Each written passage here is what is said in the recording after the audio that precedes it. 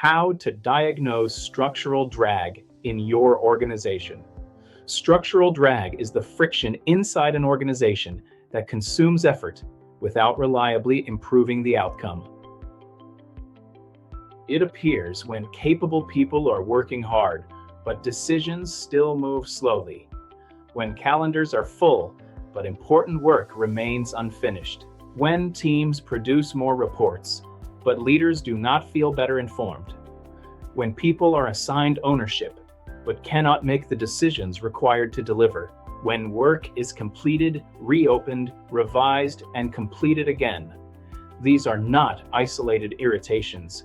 They are structural signals. And before leaders ask for more urgency, more accountability, or more effort, they should diagnose where the system is converting effort into friction. That is the purpose of this video.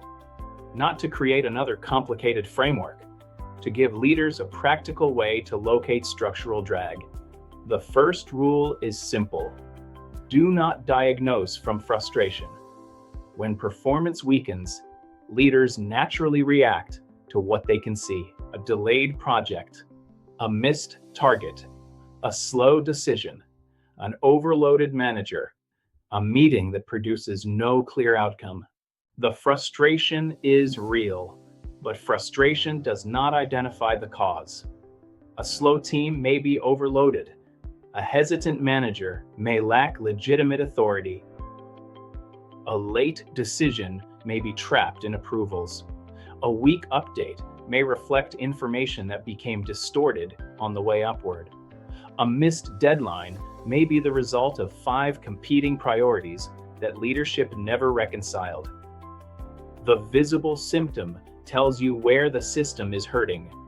It does not necessarily tell you what is producing the pain. That is why recurring patterns matter. A one-time miss may be local.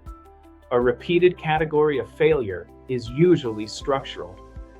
If decisions repeatedly rise to senior leadership, examine authority. If teams repeatedly miss deadlines, examine priority load and dependency. If reports keep expanding, examine signal quality. If commitments repeatedly return to meetings, examine ownership and follow-up. If work is constantly revised, examine clarity, decision rights, and standards. The recurrence is data. The first area to inspect is priority overload. Ask your team to name the 3 most important priorities. If the answers differ, focus is already weak. Then ask how many active initiatives the organization is carrying. Not only the initiatives leadership discusses most often, all of them: projects, improvement efforts, reporting commitments, cross-functional work, temporary assignments, legacy programs, strategic priorities from previous quarters that were never formally retired. Most organizations underestimate how much work remains active because unfinished commitments disappear into the background. They still consume meetings, attention, reporting, coordination, and political protection.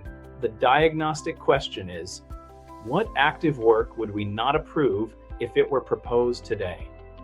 That question removes sunk cost, history, and familiarity. If the work would not earn approval now, it should not continue automatically because it earned approval once. Priority overload creates drag because every additional commitment competes for the same decision capacity and managerial attention. The second area is decision delay. Examine the last 10 meaningful decisions that took longer than expected. Where did they wait? Did the owner need one more approval? Was input confused with authority? Did the decision move upward for visibility? Did multiple stakeholders believe they held veto power? Did the person responsible hesitate because acting carried more risk than waiting? A slow decision is not always caused by cautious people.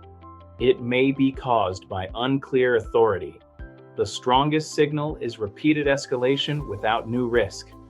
If the same category of decision continues moving upward, even though the risk has not changed, Authority has drifted. The organization may say it wants ownership, but its operating system is teaching permission. The diagnostic question is, which decisions keep moving upward by habit rather than by risk? The third area is reporting and meeting noise. Inventory every recurring report, dashboard, status update, and meeting. For each one, ask, what decision does this change? Who owns that decision? What action occurs when the information changes? How many hours does preparation and review consume? What would actually break if the artifact disappeared? Many visibility systems survive because they create reassurance, not because they improve judgment. A weekly report may once have been useful. A meeting may have been created during a crisis. A dashboard may have been added after a surprise. The conditions changed. The artifact remained. That is how reporting noise accumulates. The diagnostic standard is direct. If a report or meeting does not change a decision, clarify ownership, or produce corrective action, it should be redesigned or removed. The fourth area is authority ambiguity. Look for outcomes where one person is named as the owner, but several other people control the conditions. A manager owns delivery, but cannot change priorities. A project leader owns the date, but cannot resolve dependencies. A team owns speed, but cannot remove approvals. An employee owns quality, but is measured only on volume. This is responsibility without authority. It produces updates instead of correction. The named owner explains what happened because they cannot change what is causing it. The organization calls that accountability. It is usually structural misalignment.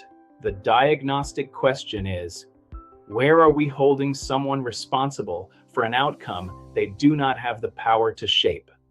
The fifth area is rework. Rework is one of the clearest signs that the system is consuming effort twice. A decision is made and reopened. A report is written and rewritten. A project is completed and revised after late clarification. A customer issue is resolved locally and then escalated for another review. A team executes against one priority and is redirected after leadership changes the interpretation. Rework often looks like diligence. It may actually reflect weak signal, unclear authority, vague standards, or delayed decisions. The diagnostic question is, where are we repeatedly completing the same work more than once? Then ask why the first attempt could not remain complete. Was the expectation unclear? Was the decision owner missing? Did information arrive late? Was the standard subjective? Did a senior leader override a legitimate local decision? Did the work begin before the trade-offs were resolved? Rework is rarely free. It consumes capacity, delays completion, and teaches people not to trust early direction. These 5 areas create a practical diagnostic: priority overload, decision delay, reporting and meeting noise, authority ambiguity, rework. Now, bring them together with 5 questions. What active work should stop? Where do decisions repeatedly wait? What reporting or meeting creates visibility without action? Who owns an outcome without sufficient authority? Where is work being completed more than once? Do not answer these questions philosophically. Use recent examples. Name the initiative, name the decision, name the report, name the role, name the repeated work. Structural diagnosis becomes useful only when it becomes specific. Once the patterns are visible, do not attempt to correct everything at once. That creates another initiative. Instead, identify the distortion producing the largest recurring cost. Which issue consumes the most time? Which one delays the greatest number of decisions? Which one creates the most rework? Which one is forcing high performers to compensate? Which one is consuming senior leadership attention that should be used elsewhere. Choose one. Then make one visible correction. Retire the initiative. Remove the approval. End the meeting. Clarify the decision owner. Define the completion standard. Stop the report. Return authority. Then test the result for 30 days. Did decision time improve? Did completion increase? Did meeting load decline? Did rework decrease? Did escalations fall? Did the named owner act with greater clarity? The goal is not to prove that the diagnosis was perfect. The goal is to learn whether changing the structure changes the outcome. That is the core principle. If an outcome persists, the structure permits it. If the outcome improves after a structural correction, the diagnosis becomes stronger. If it does not, examine the next producing condition. This is how leaders move from frustration to diagnosis, from activity to correction, from asking people to push harder to removing what prevents disciplined effort from reaching the result. Structural drag is not always dramatic.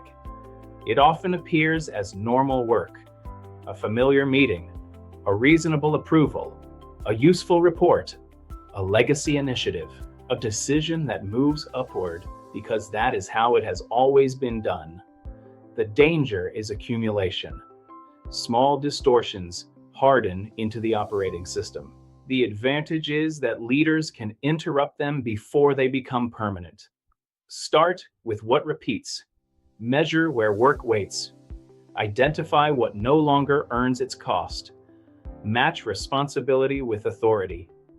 Remove one source of friction. Then watch what changes. If this way of thinking is useful, visit curtisstoaks.com. Start with the drift diagnostic to examine where structural drag, organizational drift, or performance distortion may be forming inside your organization. The books, essays, and practical tools behind the durable performance system go deeper into incentives, authority, information flow, accountability, consequence, and performance that lasts. Subscribe to this channel for more videos on how leaders diagnose systems and build durable performance, because leaders cannot remove structural drag until they can see where the system is creating it.